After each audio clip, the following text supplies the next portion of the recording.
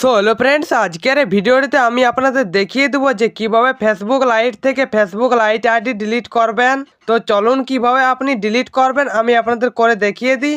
তো friends, Facebook light থেকে Facebook light ID delete করার জন্য আপনি আপনার মোবাইল থেকে ফেসবুক লাইট অ্যাপটিকে ওপেন করবেন। তারপর আপনি ফেসবুক লাইটে এসে উপরের রাইট সাইডে 3 লাইনে ক্লিক করবেন। তারপর এই পেজ থেকে একটু নিচে আসবেন, তারপর সেটিংস অ্যান্ড প্রাইভেসি অপশনটি পাবেন, এখানে ক্লিক করবেন। ক্লিক করার পর সেটিংস অপশনটি পাবেন, এখানে ক্লিক করবেন। তারপর এখান থেকে অ্যাকাউন্ট সেন্টার এখানে ক্লিক করবেন। তারপর এখান থেকে ম্যানেজ অ্যাকাউন্ট এই অপশানে ক্লিক করবেন। তারপর এখানে পাবেন ম্যানেজ এই অপশানে ক্লিক করবেন। তারপর এখান থেকে উপরে ডিঅ্যাক্টিভেশন অর ডিলেশন এই অপশানে ক্লিক করবেন। তারপর এখানে যদি আপনার ডিঅ্যাক্টিভেট অ্যাকাউন্ট সিলেক্ট করা থাকে তাহলে আপনি নিচে ডিলিট অ্যাকাউন্ট এই অপশানটিতে ক্লিক করে সিলেক্ট করে নেবেন, কারণ আপনি ফেসবুক লাইট অ্যাকাউন্টটিকে ডিলিট করতে যাচ্ছেন, এই জন্য ডিলিট অ্যাকাউন্ট এই অপশানটিকে সিলেক্ট করবেন। তারপর কন্টিনিউতে ক্লিক করবেন।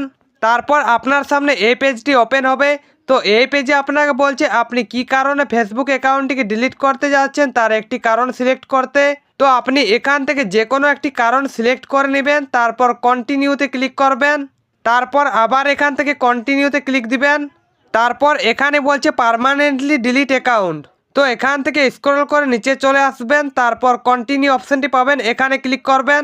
তারপর এখানে আপনি আপনার ফেসবুক লাইট আইডিটির পাসওয়ার্ডটি দিয়ে দিবেন। পাসওয়ার্ডটি দেওয়া হয়ে গেলে কন্টিনিউ এই অপশানে ক্লিক করবেন।